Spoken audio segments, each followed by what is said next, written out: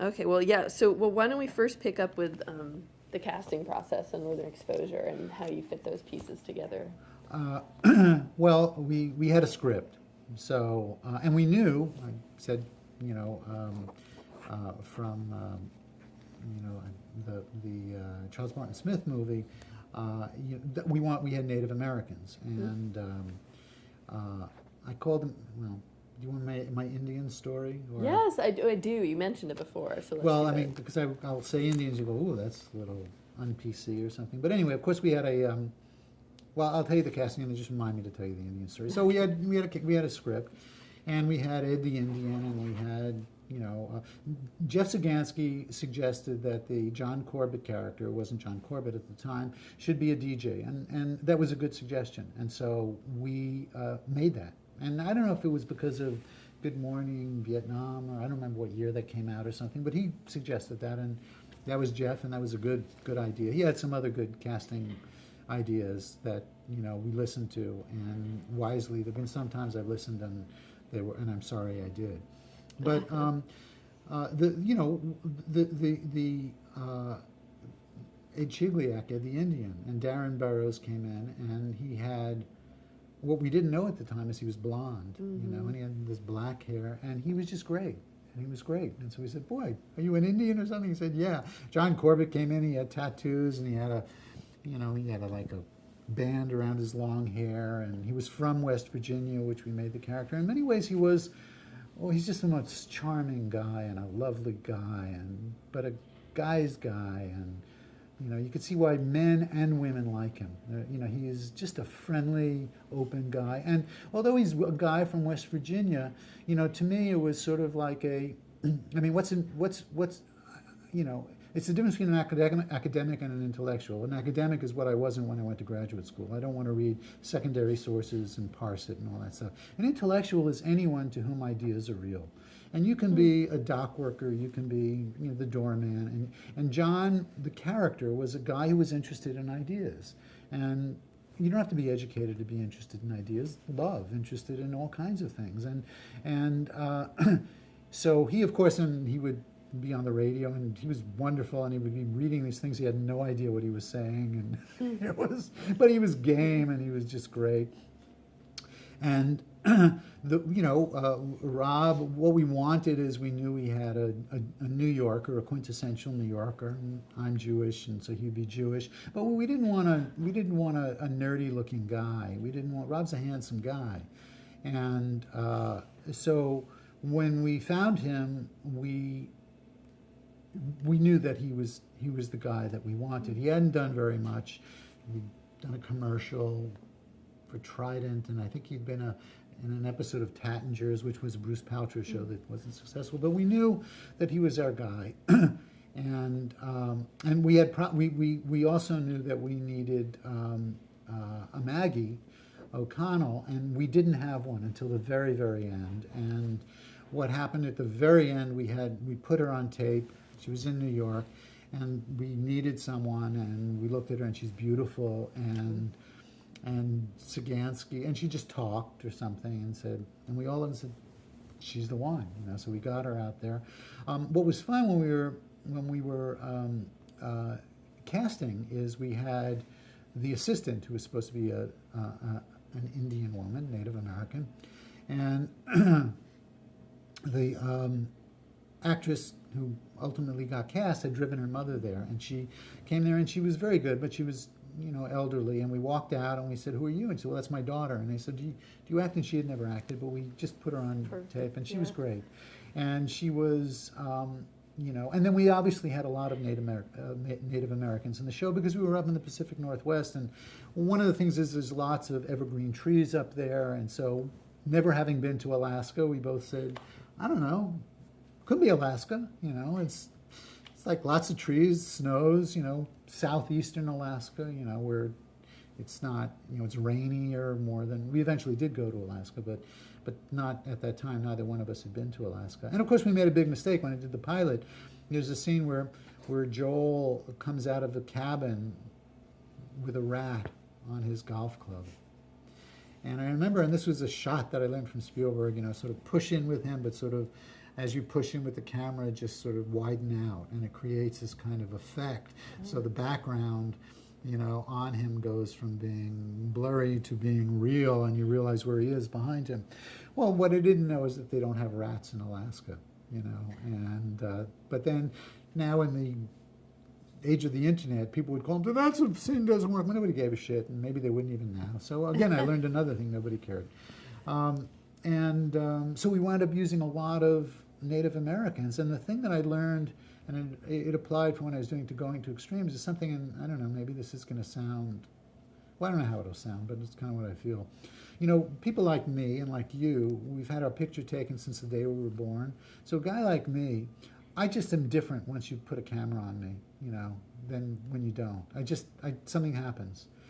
And I find that people who don't, they don't have cameras on them from the time that they are born, you can basically say to them, all right, just say, hey, how you doing today, Jenny? What's going on? And they're all great. Like all the Native Americans were great, all the black people in Jamaica were great, anybody. You know, it was like, whereas other people, you know, something happens. And I learned that, you know, that it was just sort of, it was an interesting, I don't know what it means or why it is. And I go back to, it's just that you're just not constantly having your picture taken, that you're aware that something is happening. So, you know, the Ruth Ann, was, people, we talked about people would come in and they would say, they just belong in the show. It's funny, I met with Louis Anderson yesterday, and he said he loved the show, and he said, I could have been in your show. And he put on this kind of goofy hat, mailman, right? And I said, absolutely. You know, it was, so you could tell, you know, people who knew. And I had just the most fun I had ever had doing anything, doing that show. And it was closest to me because it was sort of who I am. And I don't mean that I'm an outdoorsman or that I'm, just that the spirit of it was something that I sort of captures something that when I feel okay about things, it's sort of the way I feel okay. And then of course, so when we left, when we went into, you know, we had signed this deal with Warner Brothers. They knew we had Northern Exposure. We knew Northern Exposure was the mothership because it was not only critically successful, but it was commercially successful. And so, and Les was the head of Warner Brothers, and he knew it, but I want another Northern Exposure. We went into NBC. We pitched I'll Fly Away and Going to Extremes. And I'll Fly Away was our idea. But again, as I said, it was, you know, To Kill a Mockingbird from the black point of view. And for me, it was a show, we called it Universal Time, so that we made sure we didn't have pillbox hats to indicate. It was the opposite of Mad Men or The Americans. We didn't want it to be period specific. We just wanted it to be not taking you out. So there was nothing that, other than cars, that determined the period. Because I said, well, this is South Africa today, you know, and that made it interesting to me in a way that it didn't when it was. But anyway, we walked out of there, and NBC said, we'll buy both of them. So we walked out of there, and we're in the parking lot. And this is Les Moonves, the greatest salesman in the history of Hollywood. Hi, Les. And he said, so what do you guys want to do? And we said, I don't know, we could do this one, we could do the other one. And he said, are you fucking crazy? They're going to pay you money to do, you know, To Kill a Mockingbird as a network television show? You got to do that one. We'll sell the other one somewhere else. And we went, oh, right, yeah. And we decided to do that. So we were doing that. And we sold Going to Extremes to ABC, which was an idea that Universal had. They just wanted to do a teaching hospital in Jamaica, in the Caribbean. And I did not want to do another medical show, but we were getting to shoot it in Jamaica. And it was like Lord Jim. The logistics of it, we went to Jamaica. They said, well, you can't shoot in Jamaica. Jamaica never shot a television show. It's a third world country. You know, you have to have you don't have a crew. You know, you don't have any, you have to bring everything in. You don't have the budget like it. Essentially, Jamaica had been a rental place. You know, you're shooting a movie, you bring everybody in, then you leave. Right. And what we pitched to Jamaica was, you guys don't have a film school, and nobody wants to take your students into their film school, because when you graduate from film school, you're not going to be able to work in Jamaica. And so film schools want their students to work. That's how people go to their film school. So what we're going to do is we're going to take in our film, let's say our camera crew, every third person on every part of the crew is going to be Jamaican. And in success, the second year they're going to be the second number 2 person, and we're going to get a new Jamaican for number 3. We're going to be your film school. And they got really excited about that.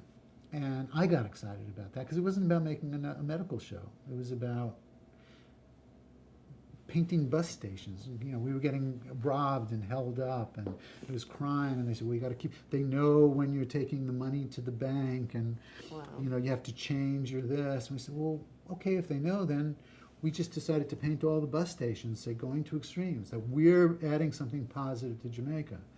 And so we had, it was just enormously satisfying. It was, you know, I'd get off a plane and I'd come in to the, you know, to the airport, and everybody in the airport would go, yeah, man, how we doing the ratings this week, man? You know, they'd never, and it was like, they got excited about it, and we got excited about it. And of course, you could see things that you'd never seen on network. You were in Jamaica, the whole thing shot in Jamaica, so that's what you saw. I mean, that's, you know, we decided we had to build a medical clinic in the jungle.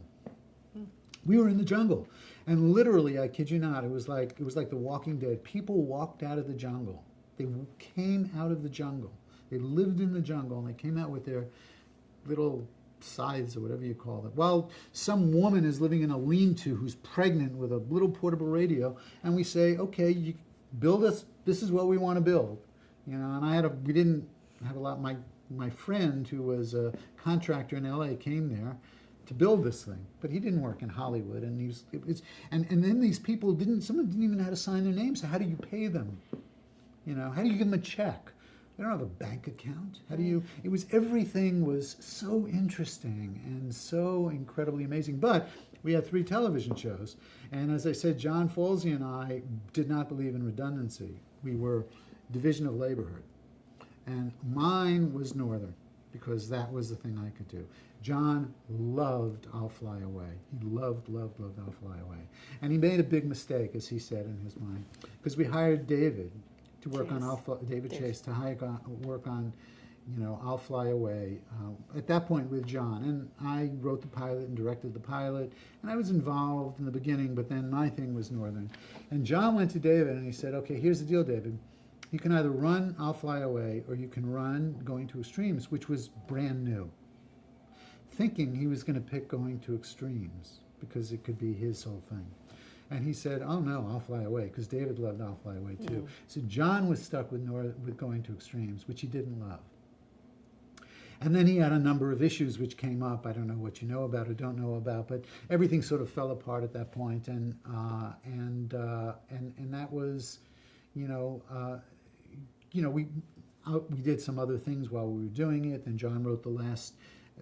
I'll Fly Away was bought by PBS. It was the first show they ever aired on PBS, and he wrote the 2-hour, and I guess we shared credit, because I did another thing that was shot in Europe, and we shared credit and stuff, but he did that, and our partner, Ian Sander, who was producing the show in Atlanta, you know, we had 3 shows in 3 different locations. And 3 networks. On 3 networks, and the hard one was really, what was Going to Extremes. First of all, there's not a direct flight. You have to fly to Miami, and then you have to fly another plane.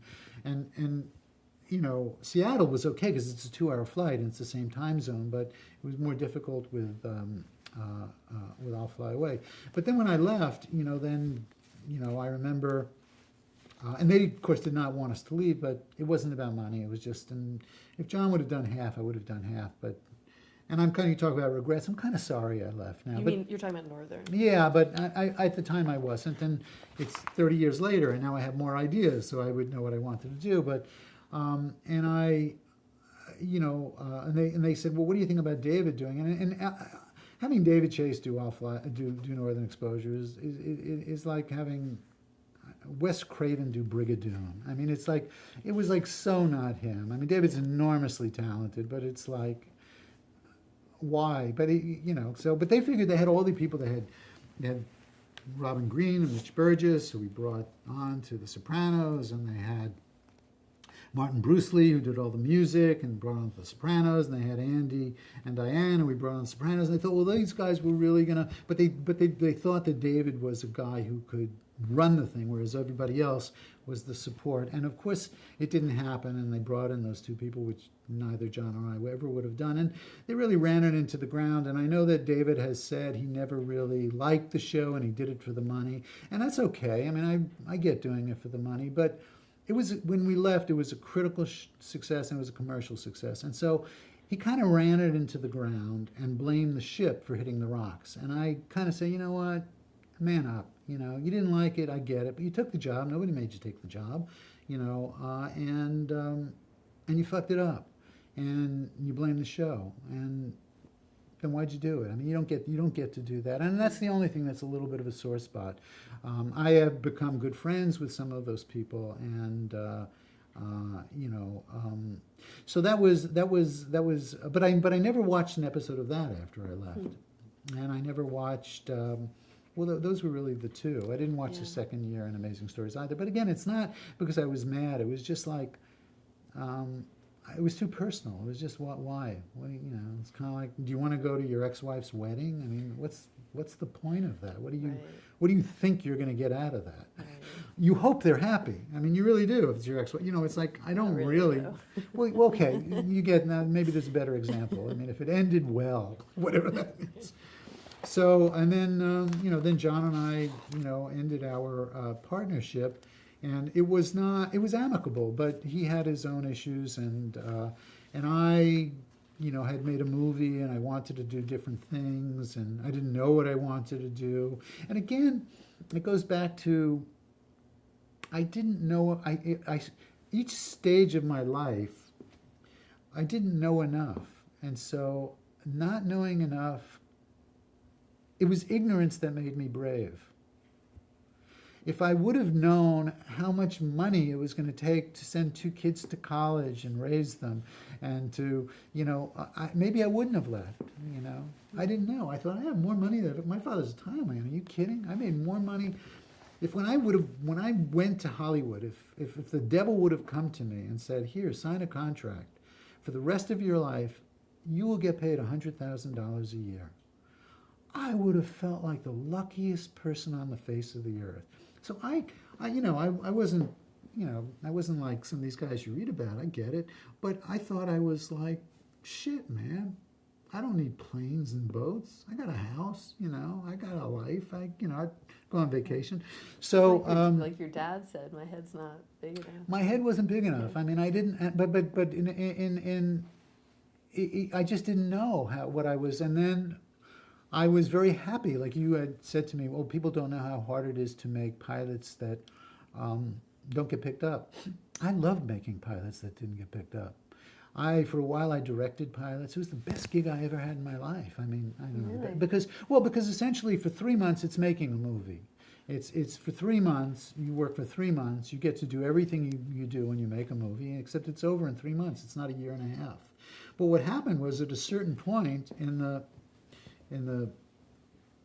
you know, the arc of television, what it became or what it is, movie directors got hip to it. It was kind of like, shit, man, I got a movie. It's going to take me 2 years of waiting with the studio. I got to wait for the script. It could be 6 months. I'm not going to start for 6 months. I can direct this pilot.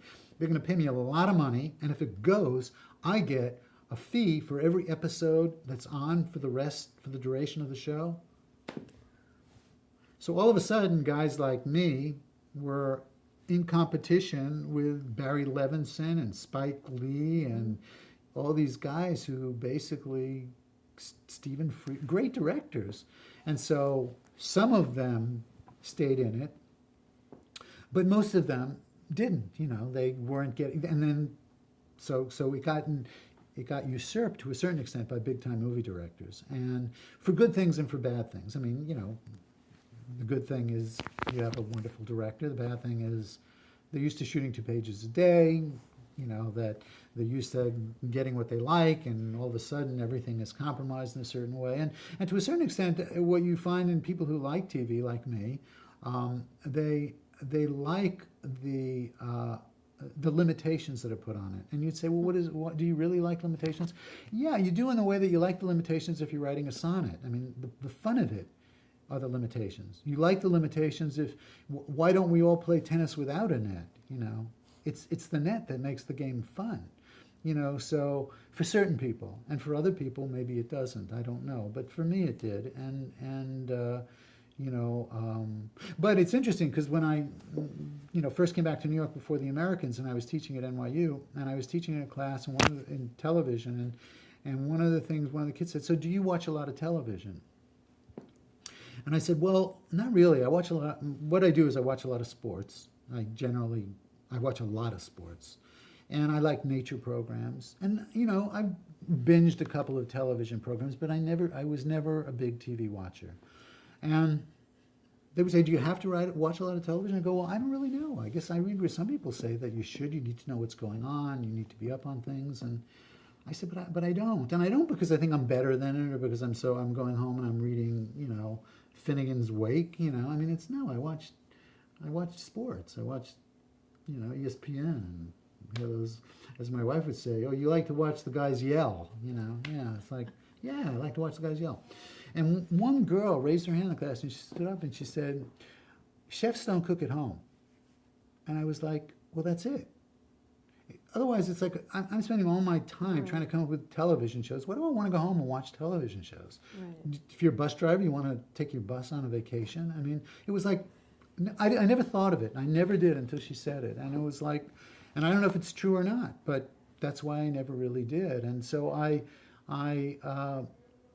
but I liked the process. I liked the quickness of it. I liked, the results that you didn't have to wait, for a long, long time. I liked that, although television has changed since it was back in the day. When I did my shows, I could hire the directors I wanted, I could hire the writers I wanted, and nobody really. And now I know everything has to go, everything is submitted en masse, and everybody has to, decide. And that was never the case. It's much more.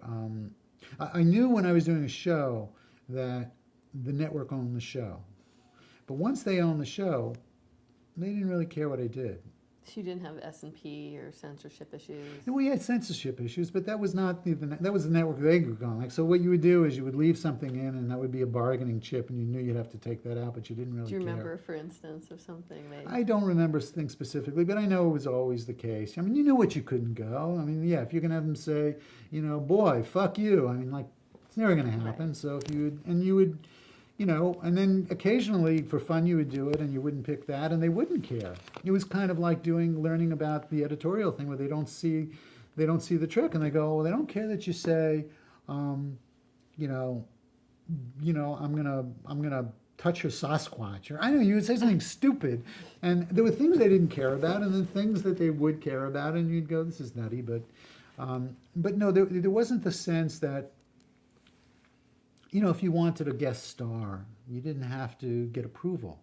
Now, if you wanted somebody you were going to hire for a long period of time, they still would generally, you could, if you really made a point of it, it was okay. But I mean, you had to go through them if they're spending a lot of money, But it seems to me that from people I talk to now that the network is more proprietary. It is more their show, or as much their show. Now, I work for John Landgraf now, and John is really a guy, in many ways, is like Grant Tinker was. I mean, Grant would always say, I'm not a creative guy. He was a very creative guy, and he really knew good writers, and he really would hire good writers, and he would support them and nurture them, and find ways to lead them, not manipulate them. And John is very similar in that way. And it's interesting because, I don't know, he was an executive at NBC back in the day, as was Kevin Riley. And those are guys who basically, they are guys who understand how to talk to people like me. And I don't know if it's because of Grant or because of the time that they came up in, I don't know. But still, nevertheless, there still is a much more proprietary sense that when your networks have brands now, they didn't have brands. And does it fit in with their brand? There was never something you ever heard back in the day when I was doing something. I mean, if they did, they didn't say it to me. Well, the business aspect of show business is something like we like to bring up just to inform people. But in terms of that, so creatively, you basically had your way. But when things happen, like when Morrow's very public contract negotiations were happening, I mean, did they have a hand in having you bring in Anthony Edwards as like just in case? That's not really what happened. I know. Okay, good. Well, so clear it up. Well, here's the thing. When Rob came in, and I remember when we were doing the pilot, and there was a scene with a beaver. I never seen a beaver before. Beaver is a big animal. Yeah. It's a big animal, and Rob has to basically have this beaver on his, and it was supposed to be funny. And I remember, and Rob was a young guy, and in a way I was a young guy, and I apologized for sort of for not playing well with others when I did St. Elsewhere. I've gotten that a lot from a lot of actors that I've worked with, and other writers that I've worked with. Other people who have basically said the same thing. They basically didn't know how good a situation they had because their expectations were. I see it on The Americans. People don't know. They don't know. They've never worked on another show. Is this how it works?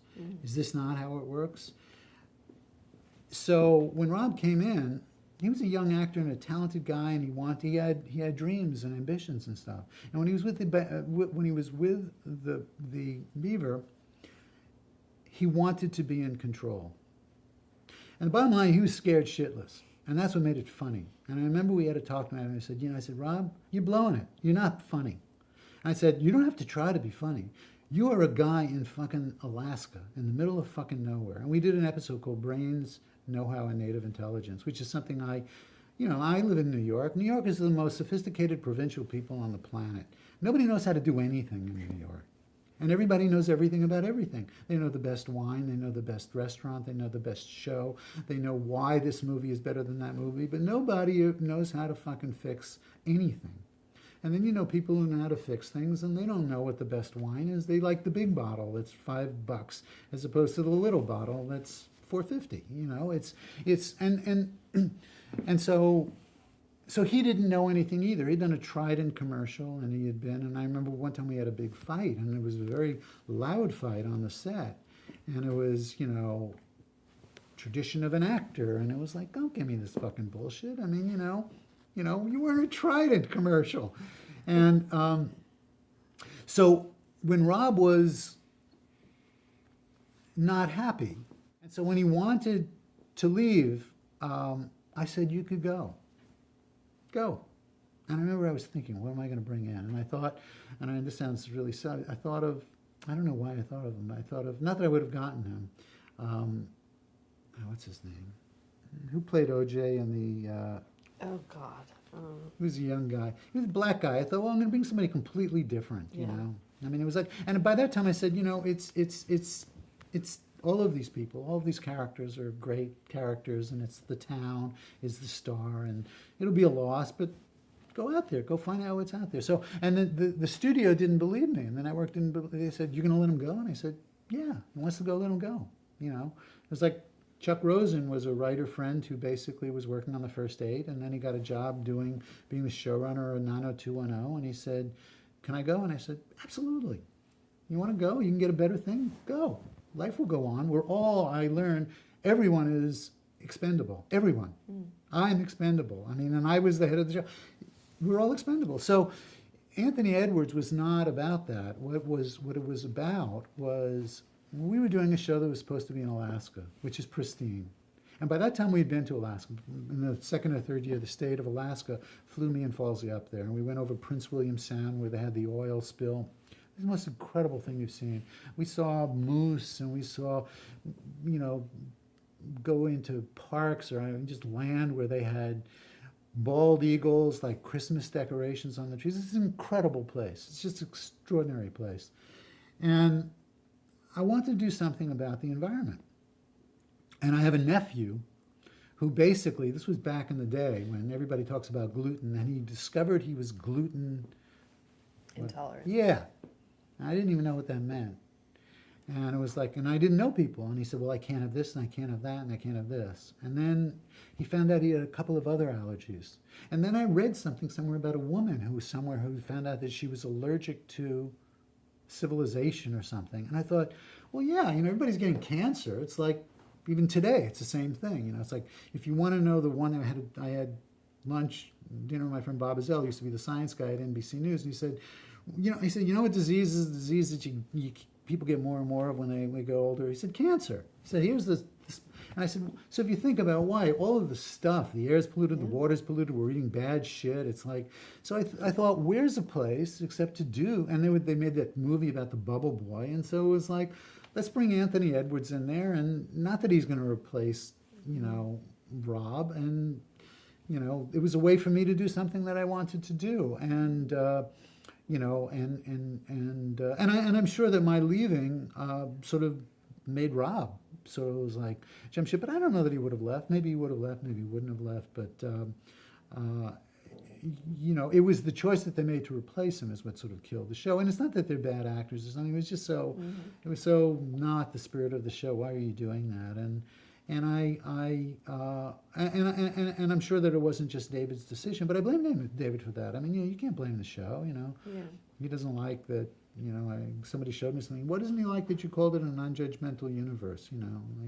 He thinks that's full of shit. And it was like, why is that? I don't know what that means. It meant simply, it was like, first of all, it was Brigadoon. It wasn't real. I mean, there were no children in that place. It felt real. It felt the characters were real. There was a lot of death in it. There was a lot of death in the show, and it was melancholy. It wasn't depressing like St. Elsewhere, but there was a lot of it. It wasn't like a little bit of it, and what it meant is it was sort of like we had the lesbians who had founded the town, and the gay guys who opened the thing, and it was like you could say to one of those people, "I've fallen in love with a whale, an orca," and they go, I hope the two of you, enjoy your time together. I mean, it wasn't, and that's what we meant by it. It wasn't like, don't bring your baggage, which is not David. He's not a guy. He doesn't have that lightness of spirit to him. But it wasn't. It was like, and quite honestly, I never had a conversation with him about the show ever. He never. There wasn't one moment. He didn't want to ask you about. He probably didn't want to. David was a tricky guy. I mean, it was and he was incredibly talented, and that's why we hired him. We didn't care if you were part. We didn't have a family. If you like each other, you like each other. You have to be nice. You have to be respectful to each other, the people you work with. You don't have to hang out, and that was something that I was never comfortable in the locker room in junior high school. I didn't like it. When you had like 5 guys get together and nothing good would ever happen, and so it wasn't my thing, and I didn't want to make people laugh. And my friend Robin Green, who Robin and Mitch become good friends of mine, and she would laugh and say, "You come in and you tell us we don't have to nobody has to be friends with anybody." It's like, what's that all about? But so that's really my story. I mean, unless there's, so what happened then I was writing pilots, and I loved writing. Then of course I do want to touch the music. If you the mind. music with Northern Exposure was. People say that that's why it's not streaming, and I don't know. They don't. They don't talk to me about that. I know that Rob and some other people are trying to do another Northern Exposure now. Which Rob, they contact me if I wanted to do it, and I didn't want to do it, but I hope that they make it, and that it would be tied into a streaming thing. And they say it isn't. They don't have it streaming because of the music. And the music that we used wasn't expensive, but I didn't do the deals. I don't know what the deals are, if they are. I would literally, my wife made music videos for kids back then, and she had this guy named Chick Streetman. And he had a song I liked. I'd buy his song. We'd use his song. I'd go to Hawaii and I'd hear some guy, sing some Hawaiian song. I'd buy that. I mean, anytime I would walk in the city and I would hear drummers drumming somewhere. And actually we did a whole thing of a dream sequence where Chris, his black brother, Bernard, and there were these drummers, and these African drummers I just saw in New York somewhere, and just would hire them. And I loved it, and it wasn't expensive at all. It wasn't using famous people. The guy who did the theme, David Schwartz, he was a guy who had never done anything, and his kid went to preschool with my kid, and he wanted to be a composer. And I said, okay. Here's what I want it to be. I want it to be like, and I played him something, but I said, it can't sound like it, you know. And he came up with the theme, and they become a big, you know, star, and has done millions of shows and stuff like that. And a lovely guy. But then everything was cheap because there was no money. And so the music that we used, and then of course Martin Brucely came in, and Martin was great at that stuff. He would find music that was, Right.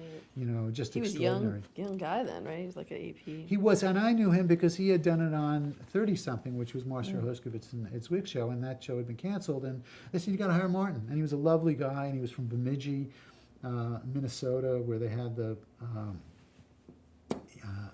you see the Northern Lights, you know, and he would tell us about the Northern Lights and stuff like that. So, and then David hired him, and David is a big music guy, David Chase on The Sopranos, but Martin, that was his thing, and so I don't know who did what, and but I loved doing it. That was the fun, and what I learned, most of my time spent when I was running a show, once the show was going, was I spent my time on story, rewriting. Like I didn't, on St. Elsewhere, because it was my first show and I was afraid something being taken away from me, I took a story credit on all the episodes, John and I did. But I never did that again after that. But I always, my thing was, because then I learned that in success, there's enough to go around for everyone, and I'm going to get the bulk of all the good stuff, whether I deserve it or not. And in failure, I'm going to get the bulk of the bad stuff, whether I deserve it or not. Mm-hmm.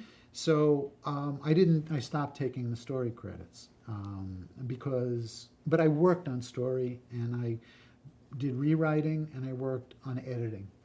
Can you talk about specifically with Northern the process of a script coming together? Like, what was the process of the writer's Well, we room? didn't have a room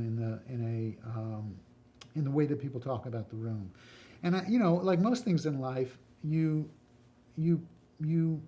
practice things the way you've learned them, which is how you've modeled. And we did not have a room on The White Shadow. As I said, it was just me and John. There was no room.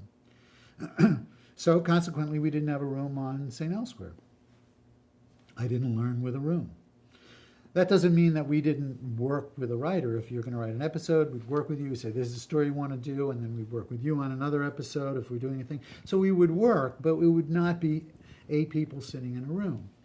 And then, of course, one time we did a 3-camera sitcom, and they made the pilot.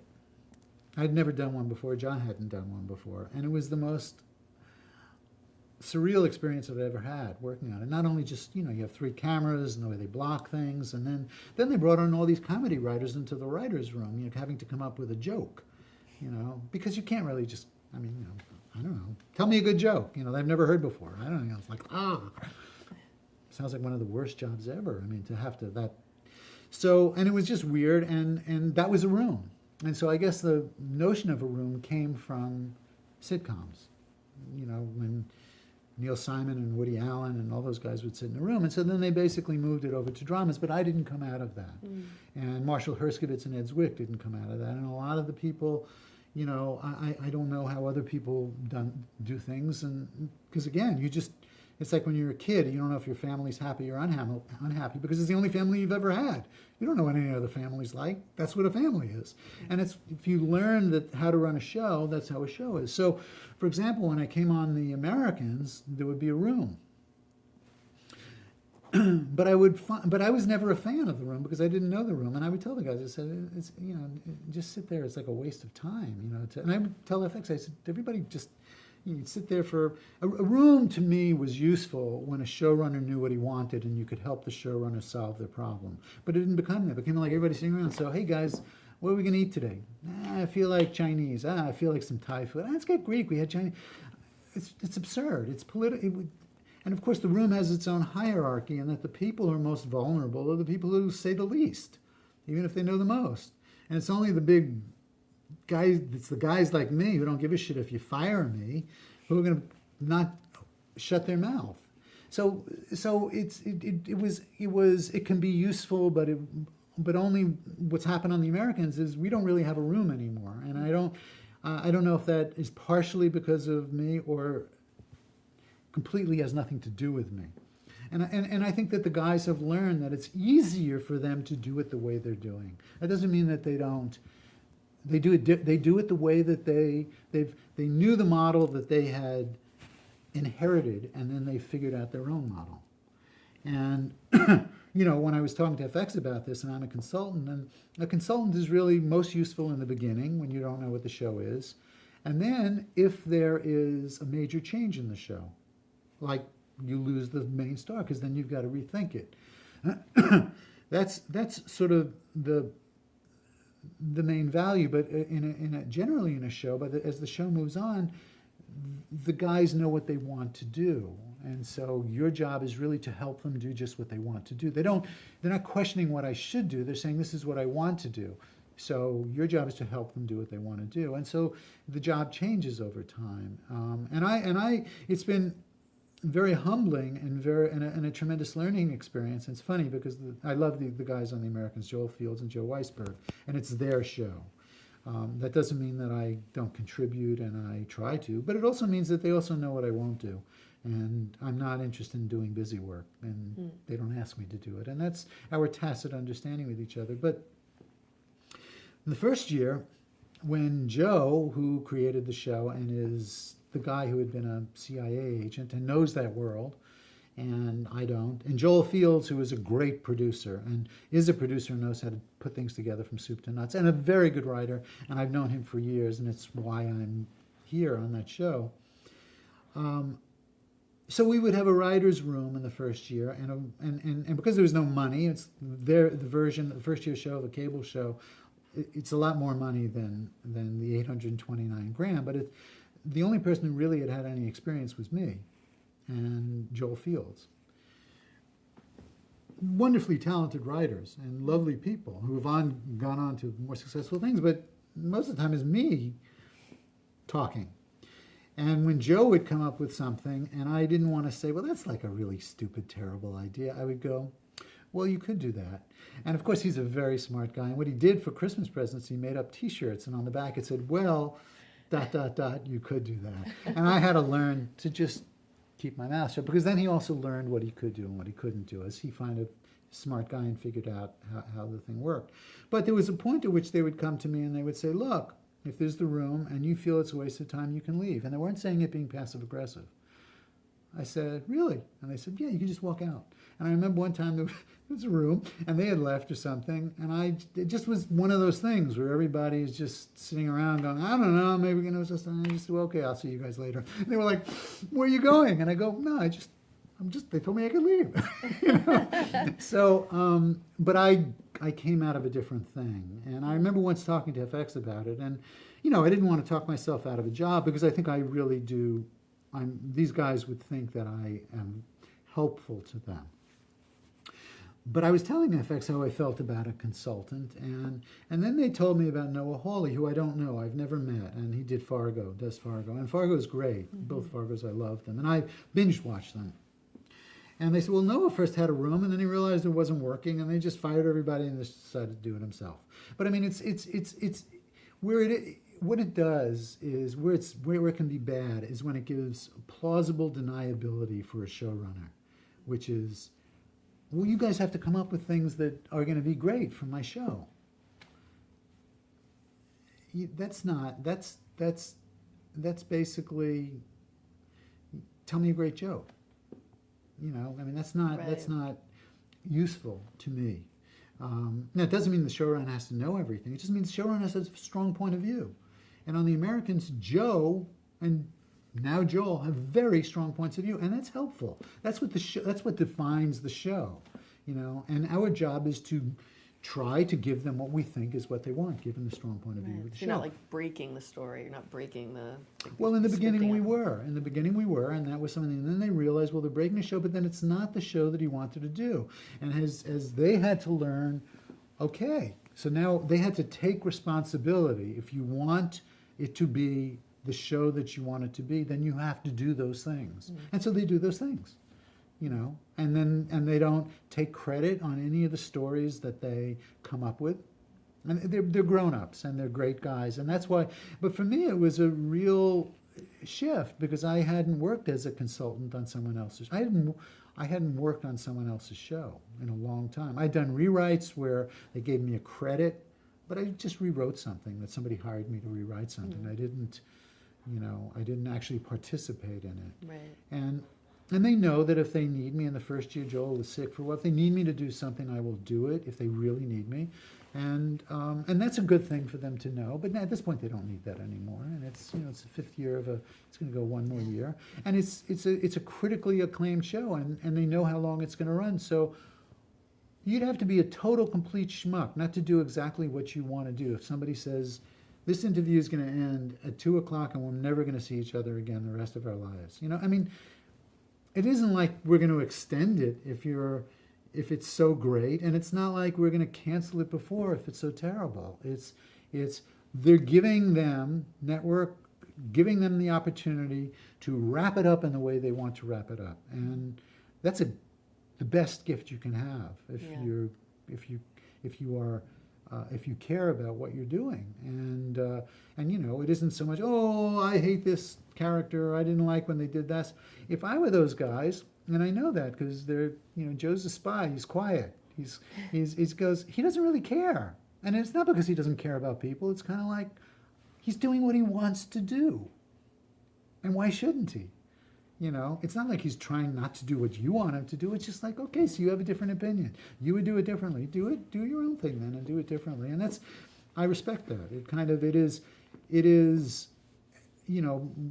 a craft what we do, but it really is an artistic temperament. Yeah.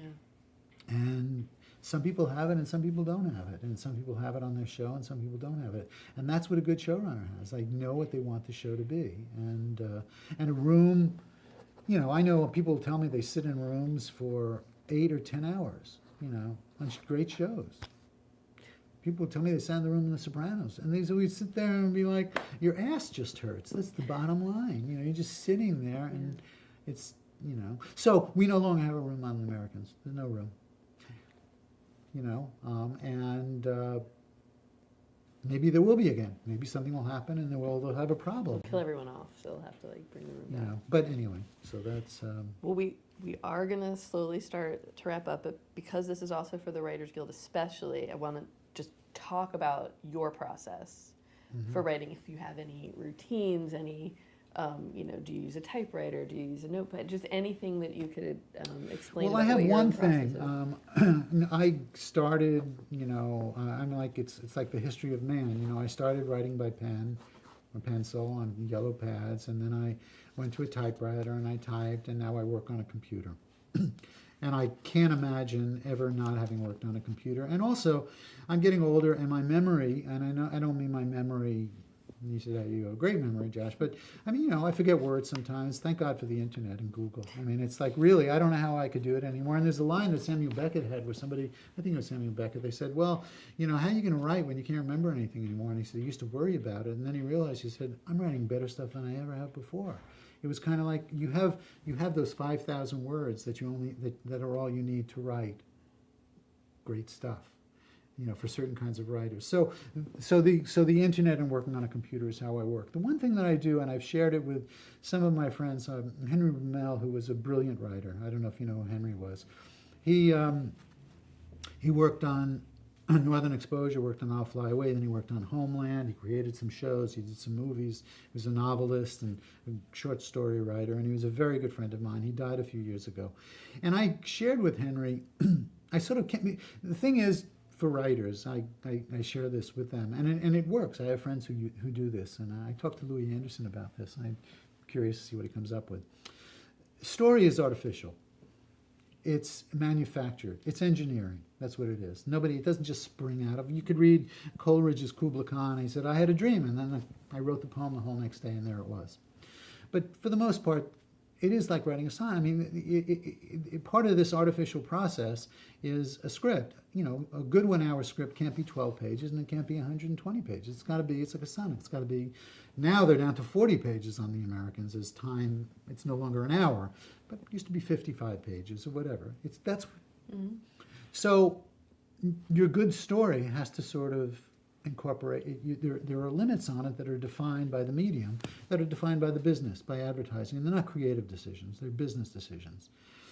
And there are no commercials on cable, not because it's a better show, because that's not their how they make their money. That's not how the network is monetized. It is on free cable, but it's not on HBO. And if all of a sudden they weren't making money, you'd probably see commercials on it, and they would go, but they can afford to do that, and that's their model, and it's different than the other model. And that's how the world works. Right. So I have this thing I call it dream time, and what I always say to when I writers, and so writers really get very frustrated with a story because some writers, most of them aren't great at it, and I mean, Alvin Sargent, who's a great screenwriter, who wrote wonderful, wonderful movies, and you can look up his list, and he was not a guy who wrote sort of well articulated stories. And he said when he died on his tombstone, he wanted it to be written, finally, a plot. So writers get frustrated with story, and it's hard to do by yourself. It's easier to bounce it off because it's putting a puzzle together. It's easier to do a crossword puzzle with someone else, isn't it? I don't know, I can't get this. What's 5 letters for? Oh, right. So I do this thing called dream time, and I only do it when I'm starting a project. And because once the part of your brain that thinks things out comes into play, it's not really that useful because you've already committed to something. Mm. And that is thinking about what you want to see in the thing that you're doing. Not in an intellectual way. Not like, oh, this would be a good scene. You don't have to know where it is. You don't even have to know if it is there. But you have to come up with a bunch of things that you want to see about that project. And if you can't come up with the things, again, anybody can make them up if it's a test, but if you can't honestly come up with things you want to see about your story about a woman who interviews people for the Writers Guild, that probably means you don't want to do it. And then when you come up with those things, and this is where, that's only one step in the process, but it is a process of getting a story, you will find that inevitably, in my experience, the things you come up with, when you see them written down, that your unconscious knows more about what you want to do than your conscious knows that you know. It's kind of like me talking. I say it to my son, who has a job and he's producing something, and I say, you will not know how much you know about producing until people ask you questions about producing. You don't think about what I'm learning. You just think I'm doing it. And I learned by doing. So when you put those things down, if you really want to tell this story, there will be a pattern that will emerge. It's kind of Platonic, the Platonic ideal. You take a big cube of marble and you start chipping away, and what gets revealed is the David, as opposed to making decisions. Well, this is a 1-hour show, and it's a cop show, so we got to have the incident where the cop basically shoots the wrong guy. I mean, you're making decisions that may be in your script, may not, but you've bypassed the reason you want to do the show. That comes from you. Why you should be writing the thing you're writing as opposed to someone else. And so what I found with people is it makes the arduous, awful process of constructing a story much easier, because at a certain point you will begin to see the semblance of a story, and then the other part of your brain has to kick in, and then you're back to thinking. That thinking part of your brain. And you can't really go back to the dream time. Just like when you're dreaming, you are in your dream. And then you wake up, you can't go back to sleep and go back into your dream. You get one chance when you're in the dream until you wake up to be in the dream.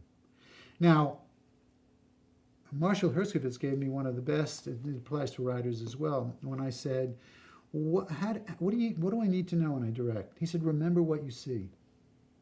Because I was directing something I wrote. And he said, and I said, oh yeah, because it's physiologically impossible to write something without seeing something. It's just impossible. You can't do it. But the problem is it has no value to a writer. So writers, I'd say, what did you dream last night? And you say, well, I didn't dream. Well, we know we did. You did, because we put things to you. We followed your rapid eye movement, and you did dream. But we're not used to remembering our dreams. We're not trained to remember our dreams. So most of the time we think we didn't dream. Every once in a while, oh yeah, I had a weird dream last night. So you can't write something without seeing something, but nobody cares what a writer sees. You're not the director. Which is why writers, to a large extent, are unhappy when they see their work made, because, they'll write Josh and Jenny are interviewed in a hotel room, doing an interview in a hotel room. And I'm the director now, and I come in, and all of a sudden I put us on the roof. And, you know, there's a big dome, glass dome, and you see it, you go, but you just wrote, Josh and Jenny are interviewing in a hotel room. And they go, that's totally wrong. And I go, oh, so they're not on the roof. No, you know, they're in the basement. No, they're not in the basement. Well, I would have said they're in the basement. So they're in a room without any windows, because they're in that one room that they turned into a room in the hotel. No, of course they're in their windows. And the windows look out on Central Park. No, they don't look out on Central Park. If you ask, and the writer will tell you what the writer saw. And the writer will even tell you where the camera is without knowing where the camera is. Josh and Jenny walk down the street. You know, we'll tell you if the camera is looking at us from the side, if we're walking to the camera. So that's a value for a writer, but it's also a value for a director. For the writer, it's really, I would say, just before you start a project, it's allow yourself, trust your unconscious, tap into your unconscious. Once you get into the process that is involved, the rigorous process of making something, you can't really go back to that easily. Yeah. But that's your opportunity to tap into it, and you will discover things that are of why this is a good thing for you to do or not a good thing for you to do. You know, something that you like the idea of doing it, but you don't really, that's not really what you want. You just want the idea. I want to win an Oscar, but I don't want to basically spend 20 years of my life trying to write a movie that wins an Oscar, you know? I mean, it's or I want to be a ballerina, but I don't want to have to go to dance class for 15 years and starve myself to death, you know. Have you ever had writer's block? I wouldn't call it writer's block. I have, yeah. I mean, I think the other thing that I've learned is it is not about when you're, you know, perseverance is, you know, if you want to be a writer, learn how to take a beating, because it's easy to criticize. You're going to take a beating for the most part, unless you're incredibly lucky, or again, your father is the most famous guy in town.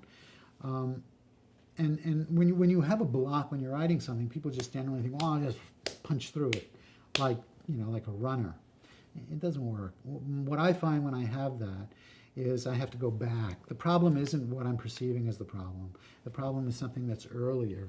And so where I solve that problem, it is the closest I can get to dreaming is I can do it when I'm exercising aerobically.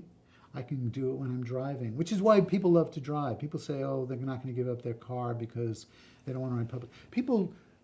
Driving is the one activity that we all do that is most conducive to daydreaming.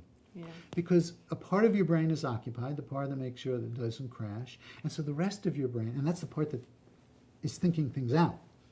You got to turn on the blinker but the rest of your brain can run around, can just play, and so that when I have a problem, it isn't so much a block. If when I have a problem in the course of, and when I was teaching kids, they would always, the kids don't really they don't want to learn story because it's engineering and it's architecture. And they go, if I want to be an engineer, I'll be an engineer. I want to be an artist. I want to sit down, I want to just start page one and write until they get to the end. And some people can do that. It happens occasionally, but it's like winning the lottery. Usually what inevitably happens is by the time they get to page 30, they've hit the block. And they go, I don't know what to do with the rest of the script.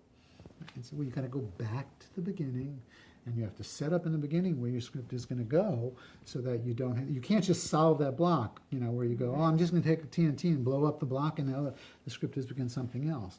So yeah, I mean, I have things where I have problems when I'm writing because I don't know what to do. I will say that the older I've gotten, and I think, and then tell me when to shut up because I can go on forever apparently. I would love for you to. Are you still good? Well, you know, when people always talk about the process. Mm-hmm. Here's the truth. First of all, young people are not interested in process. They're interested in results. And you want to win. That's what you want when you're young. But now that I'm older, I am interested in process, which is why I can be a consultant and try to make someone else's show good. When I was younger, I would be, do it my way. It'll be better. And I want it to be mine. And this scene, I wrote this scene, you know, and so now I am interested in the process, which I think is the way life is supposed to work. You become more interested in in other kinds of things. It doesn't mean you don't have an ego. It just means there's less testosterone in the ego, unless you want to inject it, in which case you can have as much. And some people apparently, the 80-year-old guys who still are, I don't get those guys, but hey. Yeah, I mean, it's gotten easier. I don't know if it's gotten better, but writing has gotten easier. It's because I don't judge. There isn't as much at stake. There's as much at stake in the project, but there isn't as much about my identity. Am I going to be on the Love Boat? I don't care. Bye-bye Love Boat. I don't. So there's not as. It's just about the work. It's not about all the other stuff. I mean, I've done this, but I don't do this a lot, and I hope that this is the last time I do it. But I wanted to do it because, well, first of all, the Writers Guild, honored me, and I've come full circle. I started as a writer, I became a writer-producer, became a director, and now I'm back to being a writer, and I feel like that's is most who I am. What do you love about writing? Why do you do it? I never did love it. I used to hate it. I used to feel it's why I used to feel when I was in that room, everybody else was having fun, and I wanted to get out of the room. And I found out I did it, and I could do it, and I was good at it, but I didn't love it. And I found that I started to love being in the room by myself. But when I was younger, I didn't like it. I felt like I was being deprived of something, that it was withering. And so I bridled against it. I chafed against it. But now what I love about it is now I love the submersion into a world that's like just diving into water, clear water. I mean, and I don't really want. There isn't a place that I'd rather be, than that place. And I don't know if it's good or it's bad or if it, I really don't know. But I probably, if I had never directed, or and I've always encouraged my producers, because I had distant location shows, I said, you gotta direct, even if you don't want to. First of all, you gotta know what the people on the crew do. In order for them, because you walk in on that set and they don't think you have any fucking idea how hard what they do is. Do it. See what they do. They will treat you differently. You will look at them differently, even if you don't know it now. And we were on distant location, so you had to do it. And, again, back in the day, you can check, but now every show has a director-producer. Yeah. We didn't have them then. When I did Northern Exposure and I was not there and I directed the pilot and I left, Matt Nodella, who was the location manager, became the sort of producer. And there was no director-producer. Then Rob Thompson, who was a director and directed a bunch of episodes, I said, hey, Rob, he liked it up there. I said, you want to stay up here and you can be, and he became the director-producer. But I never had heard that there was a director-producer. When I did I'll Fly Away, my friend Ian Sander was the producer. He had produced a lot of shows. He'd never directed. And I said, Ian, you got to direct. And I helped him, so he did, and then he became a director, and then he was the director-producer, but he didn't think he was going to be a director, and Going to Extremes, we had a guy, I can't remember his name, Greg, and he was an editor. He said, you got to learn how to direct. You're in Jamaica. It takes me 2 days to get there, and he became a director. So, and then everybody now has a director-producer, but we didn't have that.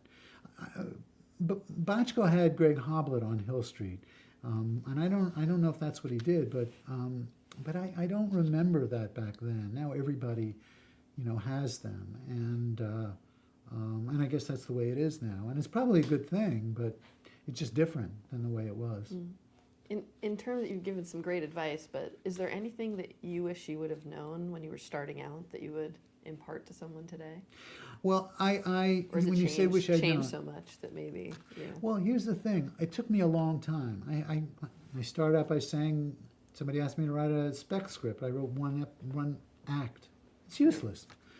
I had no idea. I didn't think I was giving her something useless. I think that I made a lot of mistakes, and some of the things I would not have gotten fired from if I knew better. But since how everything has turned out, if I would have acted better, I wouldn't have gotten fired from St. Elsewhere, but I would have done it for 80 years, and I would have made a lot more money, but I wouldn't have done a year in the life. Yeah. So I am glad. Of course, I have. It worked out. Everything happened because I got fired from Amazing Stories, and I did A Year in the Life. I love that miniseries. A Year in the Life got canceled, and I did Northern Exposure. My life would have been much poorer and I don't mean monetarily, but in every sense, that included for not even done it. So here's the thing: we started out by saying this, and you said, here's the good news and the bad news. The good news and the bad news is you only learn from your failure. You don't learn anything from success. Success feels good. It's a great drug. It feels terrific, but you learn nothing from it. You only learn things from failing. Mm. So how do you, even if you basically understand that, and again, maybe you don't want to learn anything. You just want pleasure. It doesn't feel good to fail. To have people say, this sucks. You suck. How the fuck could you do something so terrible? You're awful. You're no good. If you don't want to subject yourself to that in some fashion, you will not grow. Mm. But you will be happy. So, but I'm a happy guy, or happy enough, as my wife would say, and that is the thing. I'm happy enough, and I'm glad that part of it is because of getting fired. I have things that I've gotten fired other times, and there's one time I got fired, and I do regret it, because it's something I really wanted to do, and I didn't get fired because I did a bad job. I got fired because I didn't understand something. I didn't understand something political. But I learned after that, and the next time I was asked to do that, I was asked to do something as a director that really a producer should have done. And I said I would do it, thinking, well, I know the studio, but I didn't know what was going on behind the scenes, and the studio was having their own thing, and I stepped into something, and the next time somebody asked me to do that, I said, I'm the director, you're the producer, you want more money, you call them. But I didn't know that, and I wish I did know that, because it was something I really wanted to do and I was invested in. But, hey man, nobody comes out of it without, scars. If you can make a living at it, it certainly beats being a tile man, I'll tell you that. That's hard fucking work. It's hard work. And, I didn't want to work that hard. What would you consider your greatest professional achievement? Well, the thing that was closest to me that I did was Northern. I don't know that, people always come up to me and I go, oh, I loved your show, and I'm wondering which one they're going to say. And I loved St. Elsewhere, and lots of times, usually they say St. Elsewhere. The biggest hit was not St. Elsewhere. I'm sure Falsey would say I'll Fly Away. I'm saying sure, I would imagine, or I imagine he would say A Year in the Life.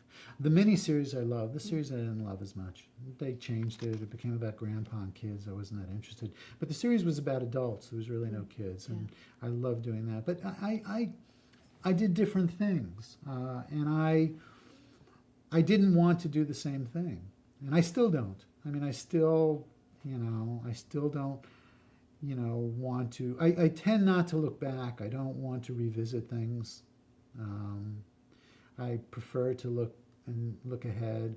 But the one that was closest to me was Northern Exposure, and I think that's the one that was closest to who I am. And again, you go back to, I'm not a guy, unlike John Cheever or John Updike or John Falsey, who loved to write from his life. And when I say that, there was a correspondence one-to-one. I've never done that. I don't write about my immigrant family.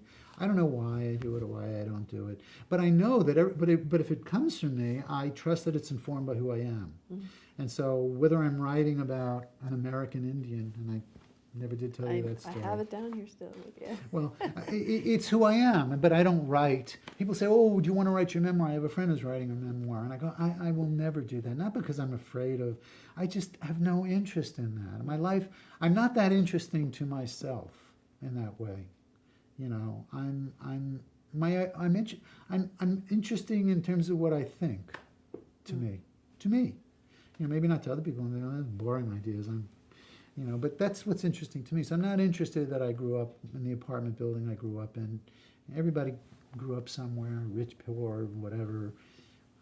But I want to just tell you this story about. So I had a Native American advisor on. I can't remember his name, Jay, and he was a big guy in the Indian Native American community. I said, I'm going to ask you some stupid questions, and I said, why do you guys have long hair? And he said, well, we believe that when we go to the next world, we got to take our hair with us. I don't remember why. And I said, why do you all have great teeth? He said, bridge work. They got his teeth. He said, they all have shitty teeth, and so I said, well, what do I call you? This was like in, you know, the 90s. I remember in the 70s, used to be a big thing. What do you call black people, you know, African Americans, Negroes, blacks? What do you call, you know, what you were to be called? And I said, what do I call you? And I said, do I call you Native Americans or Indians? And he said, well, let me tell you a story. He said, he used to go to this big, I don't know if he called it a powwow, but it was a big, once a year, all the Native Americans would get together and they would talk about their issues. Not from his tribe, but a big convocation. And they were talking about what they should be called. And they were saying, oh, we got to be called this, we got to be called that, we got to be called this. And one old guy stood up and he said, 18 million of us have been murdered because we were Indians. We have earned the right to be called Indians. And he looked at me, he said, so Josh, you may call us Indians. So when I was directing the pilot and I would need some more Indians, I'd go, hey, we need a couple more Indians down here. And all the white guys would go, whoa, there he goes again, calling them Indians. And it's interesting. And I learned something on that too, because I'm Jewish and my kids were bar mitzvahed. And there was in Israel, and there was a reformed rabbi from the United States who was bar mitzvahed. And there are very few reformed rabbis in Israel. He had to come. He was a great guy, and so and one time he had to come back to L.A. for some reason, and he stayed in my house, and this is weird. Brooks said, we got a rabbi in the house. Anyway, so I said to him, I said, you know, Brooks was saying, well, did you tell him you want to be cremated, right, Josh? And I said, yeah, I want to be cremated. And he said, oh no. And I said, well, and I told him the story about the American Indians, and I looked at him, I said, and my grandparents included, and all of my father's 13 brothers and sisters, except for 3 of them, my mother's 9, except for 3 of them, were murdered. And I said, 6 million Jews were incinerated because they were Jews. I think Jews have earned the right to be incinerated. And he looked at me and he said, well, I get what you're saying from an emotional point of view, but I don't think I can get behind it. And I said, I think you should get behind it. I think, you know, it was like and I learned that from the Indian guy. I mean, it's like, fuck, what, all those people, they don't count? Right. They were murdered. 18 million Indians were killed because they were Indians. Right. That's why. They didn't kill them because they were killing Native Americans. They were killing Indians. Fuck you, man. I've earned the right to be an Indian, you know? And I felt the same thing, and I felt it because I got it from him. And it was sort of, you can say it's against the law or it's whatever, but, you know, those people mattered. They counted, you know? And if that's what you care about, the letter of the law, you're missing out on something big. So you better figure out how to change the rules of the game so that we basically all, you know, get along with the program. Anyway, so that's kind of my Indians versus Native Americans. I don't know that I would do it now, and because I think I would have to explain the whole story now. Somebody would throw a punch at me or something. That's a good story. Well, we'll type it up and you can send it out as a Christmas card. Well, from ashes to ashes, another full circle. You had talked at some point about how Patty Chayefsky influenced you. And then in 2013, the Writers Guild honored you with the Patty Chayefsky Award. Yeah. And was that the first time you and John were reunited to get that award? Yeah, it was, and it was a really great thing. I mean, John, you know, had a difficult time in his life. I don't know if you talked to him or what. For years, I wouldn't say anything about it, but then he basically, other people would come up to me, and it was like, okay, all right, so. And when you say the high point of my life in terms of an honor, I mean, I've won Emmys and other awards, but that is the big thing.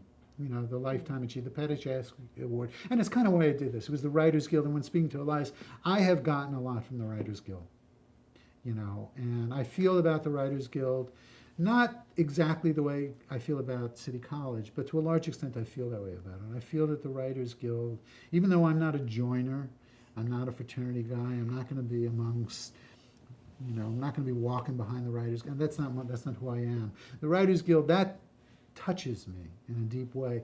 And what happened was, I hadn't heard from John for a long time. I'd reached out to him, and he was always very nice, and he would say, yeah, I'll get back to you, and then I wouldn't hear back from him. And I didn't take it personally. I didn't feel it was about me. I figured, okay. But I would take the opportunity. And then one day, I was living in New York, and I get an email from him, and he said, hey, we just won a Lifetime Achievement Award. I said, and I emailed him back, and nobody had contacted me. And I said, I thought he was gone. I said, well, what do you mean? He said, no, I got a call, and we just won like a Lifetime Achievement Award, And I said, well, didn't they call you? And I said, no, they haven't called me. And I thought that's weird. So this is something fishy going on. But anyway, I did call him, and we did win it, and he was very excited. And then we both met, and they got, he said, oh, we should get Denzel Washington because Denzel really liked St. Elsewhere, And I thought, well, okay, let's get Denzel. I don't know. But we got Sam to do it, and I loved Sam. Sam was just, I loved working with him, and I loved him as a human being. And what was great is my kids came out from New York, my wife came out, and John was there with his kids. And what was great is when we won the award that, John's kids got a chance to see him celebrated in that way. And that was very moving. And, it was great seeing him. And I think what's similar for us is, well, no, I don't think it's similar. I think John is happy to revisit the past. I'm not. I think one time you were saying, I said, we thought, did you want to do something together? And I said, and that's not who I am. It's not about him personally. For some reason, it makes me very uncomfortable. And he respects that on some level. We don't have to talk about it, but he feels differently. I think he would be very happy telling that story, this variation of that same story, and that's who he is. And listen, Faulkner, great writers. There are a lot of different kinds of writers. Faulkner would write about one place,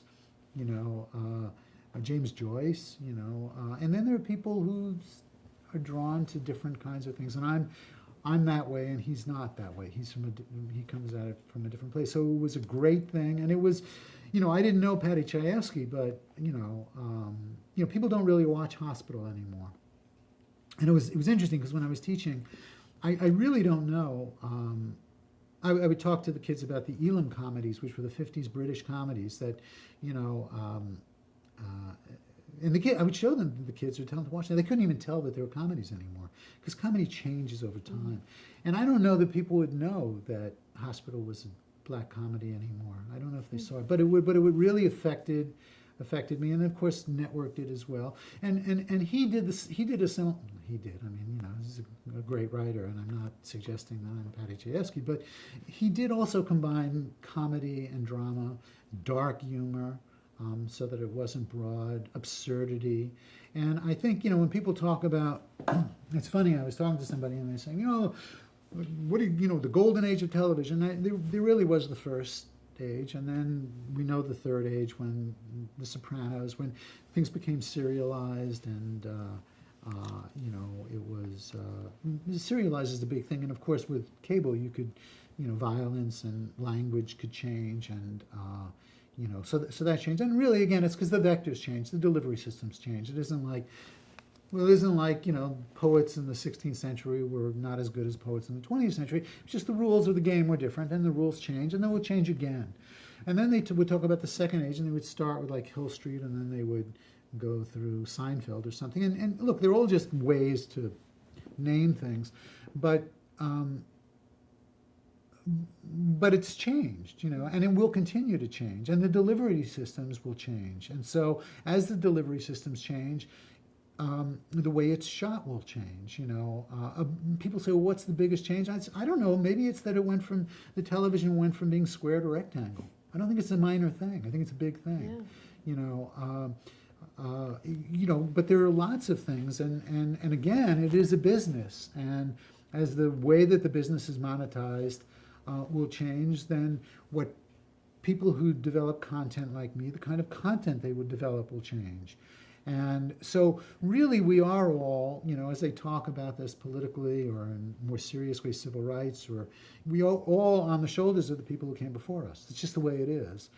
And the politics change, and I mean the business politics, and the tools technologically it changes, and the parameters change. It used to be, I know just a few years ago, networks would want 6-act pilots. Well, do you think it's because they think it's a better thing? No, it's because they get more commercials in. Or I would do, now 1 hour script on The Americans is 40 pages. It used to be on other shows 60 pages. Do you think it's because it's better? No, it's because more time for commercials. And they know this, and now we binge watch because we don't want to watch all the commercials. So it changes the experience. So the series will change, and the way we, and I think that we don't think of that because we're immersed in it. We just think this is what it is, and this is, isn't baseball a much better game now than it was? In many ways it is, in many ways it probably isn't. Something is always gained and something is always lost. And, we should all be humbled by the fact that, there was, I am by the fact that Bill Forsyth there would never have been a Northern Exposure if he hadn't made a local hero. And there would never have been The Sopranos if there hadn't been The Godfather and the Martin Scorsese movies. That doesn't mean it's not a brilliant thing on its own that's contributed to the canon. It just means who's kidding who. Right. I mean, it's the way it is, and as I get older, then it's the Writers Guild becomes more important because it honors that in some way. It understands that, and it Obama said it about his presidency. I'm just another link in a chain. Somebody else is going to come in here and sit in that chair, and so it's a good thing to be aware of. It's not a bad thing, particularly if you live old enough to appreciate it. Well, that perfectly segues into our last question, which we ask everyone, in terms of that canon. How would you like to be remembered? You can spit take now. I don't know. I'd like to. I didn't do too much damage. I tried to be a good guy, given who I am. I wasn't as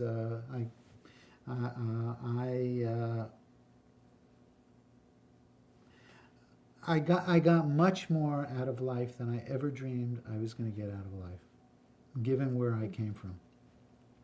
And again, I don't write about that, but and it isn't like I wasn't abused. I didn't have, but if somebody would have said this could be your life, it's like if it was the opposite of It's a Wonderful Life, and I was, Jimmy Stewart, and they said, when I was 17 or something, this could be your life, I would, and my personal life as well, ups and downs, but I would go, fuck yeah, I am one of the fucking luckiest. I would say I'm one of the luckiest white men on the planet, but there are a lot of lucky white men. But I am really a lucky fucking guy. So, did I get everything I wanted out of this deal? No, I didn't. But nobody ever does. So if I would have won an Academy Award, I'd want something else. But I would like to have had that, and I didn't get it. And so, I had a great ride. Nobody should feel sorry for me. And if I gave people pleasure. A couple of times I've gotten letters from people about things. I find that when they talk about their life, somebody was dying and they show them their parent episodes of something and they got comfort from it, or they laughed. I am incredibly moved by that. And that's, I'm glad, Lily Tomlin, I remember when I was 25, when I met my wife, and she said she had 2 tickets to this, she wasn't my wife. Lily Tomlin had a one-woman show. And she couldn't go to it, so she gave me the tickets, and I invited my friend, Rick Brestoff, the guy who basically encouraged me to write this episode of Operation Petticoat. And I went to it, and Lily Tomlin, it was a one-woman show. She played all these characters. And one of the characters she played was a bag woman. And I'll never forget this, too. It was sort of, and she, I remember isolated things. And she's a bag woman. I can't remember the name of it. And she basically said the line, you got to have evidence. And what it meant is, and this was very important to me when I was young. It was very important to me. What is evidence? It was my friend Lance getting his degree from Boston University, because you wouldn't have gone to see him if he had a degree from Monterey that wasn't accredited. Same guy, knows the same thing, he's got evidence. Once I won an Emmy, it was the biggest weight off my back. It wasn't even pleasure. It was like, fuck you, I got evidence. And so I can breathe because I wanted evidence. And so that was important to me when I was younger. It's why I didn't play so well with others. I wanted people to know it was me. And if I wouldn't have gotten that, and I have a lot of friends who didn't get that, and they can be, it's like a person or an animal that's battered. They're angry.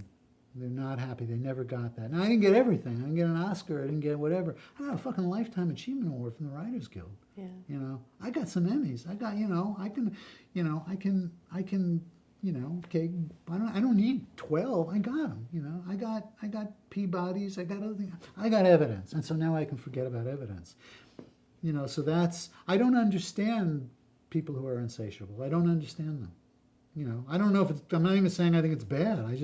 I don't understand 80-year-old guys, and we can all think of some, or 70-year-old guys who have that hunger for more of that thing. I don't get it.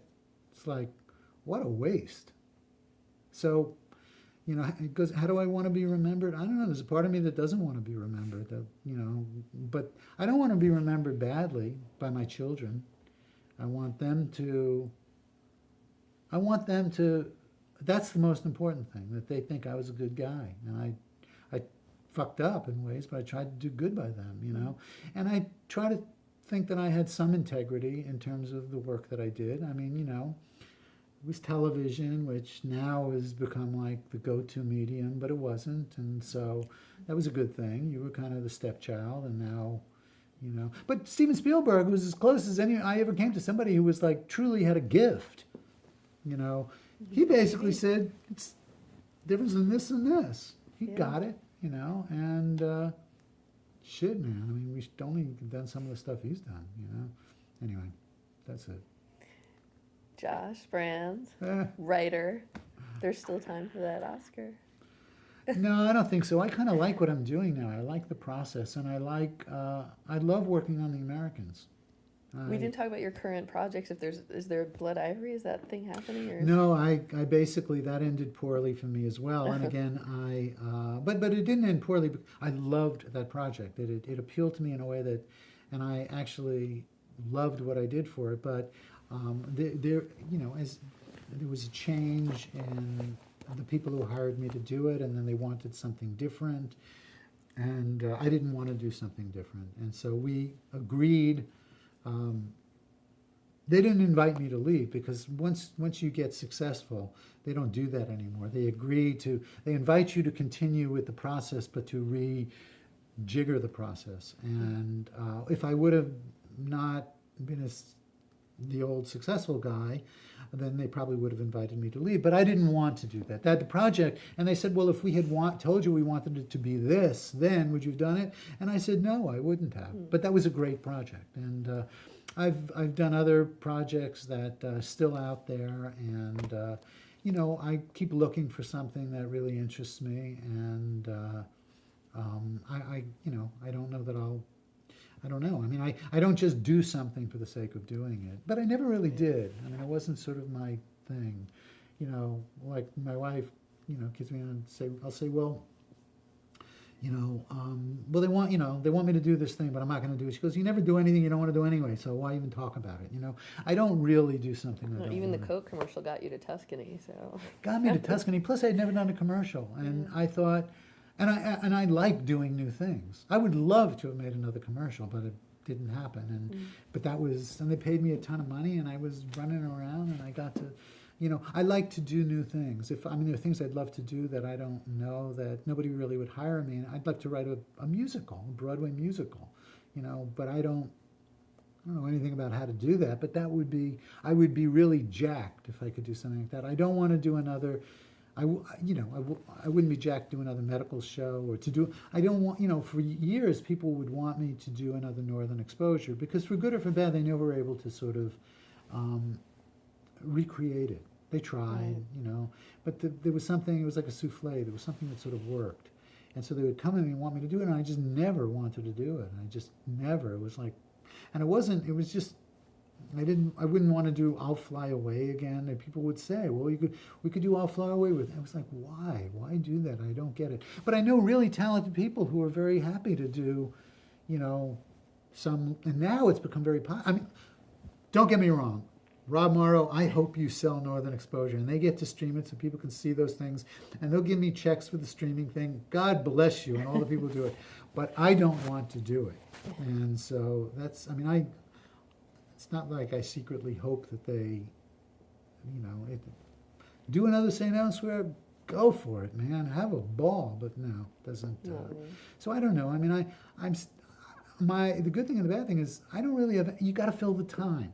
See, here's the dirty little secret about getting older. When people talk about retiring, it really is true. You got to fill the time. Now, I like golf, but even that, you can kill a day. I can have breakfast, I can play golf. You can have 2 errands to do, one in the morning, one in the afternoon, and you can make it through the day, but I don't have hobbies. Really? And what I discovered when I taught, I liked teaching, I didn't love it. I was good at it, they wanted to have me back, but I didn't love it. And I found out it was good, I kind of was moving away from this. I found out that there's nothing in my life that I like more than taking an idea and seeing if you can turn it into something. That's the thing I like best that I can do. I don't know how much longer I'll be able to do it.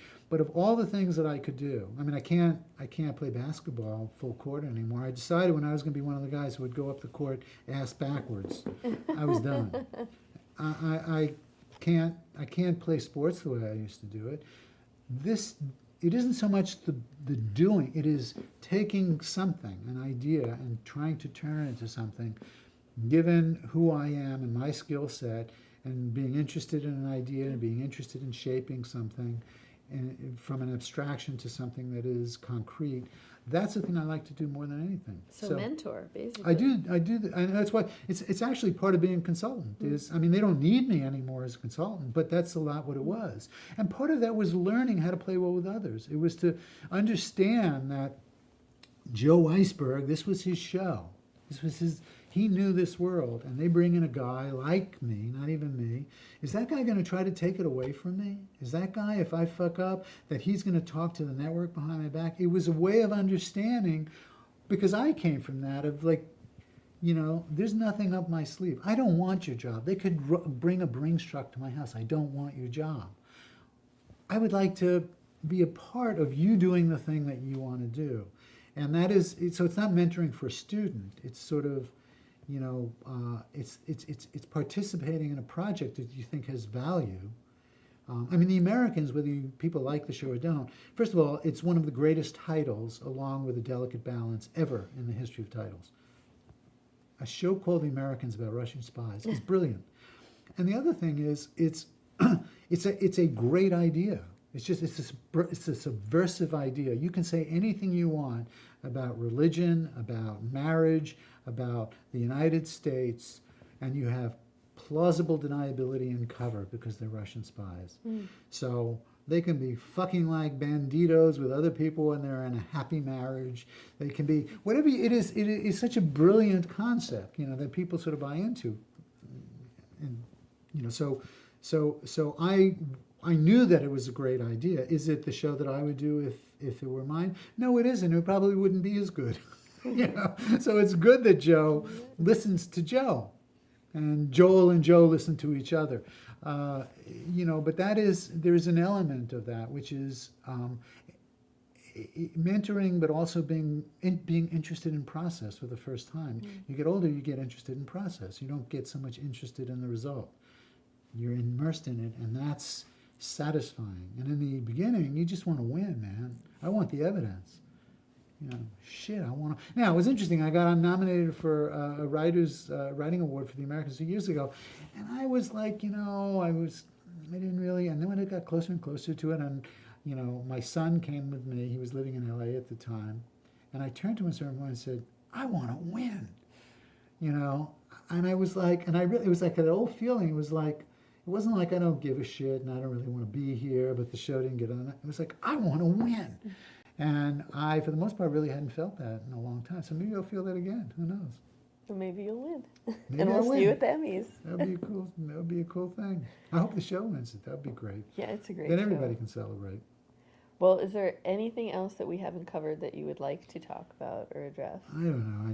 I said too much. I don't know. No. I mean, the thing is, I'll look at. I mean, I hope I didn't trash David Chase. I didn't trash anybody. But you know, listen. Here's the other thing. The thing I want to say is, it's, you know, life is a bumpy road under the best of circumstances, and I don't harbor any ill will towards anyone that I've worked with.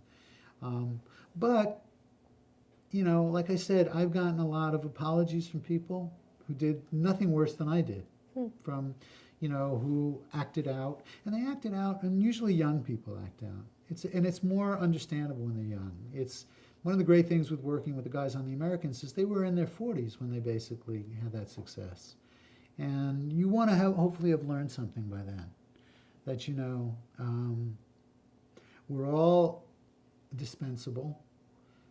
None of us are that special, you know, and enjoy the ride, be grateful, and a little bit of humility, which basically translates to understanding that we're lucky. And, you know, and then, because most people don't get that far. And, you know, so, hey, you know, I don't know. You tell me if there's something else I should say that I don't, you know, thanks to the Writers Guild, like I said, I'm not a joiner. You know, I'll go to the march on Saturday, but I don't really like walking behind the banner, no matter what the banner is. You know, so, I don't know. I'm missing an opportunity to say something. Well, if you are, we'll come back and visit you, because there's probably about 20 questions that I didn't get to, but we will probably be here till tomorrow. Yeah, we would. Okay.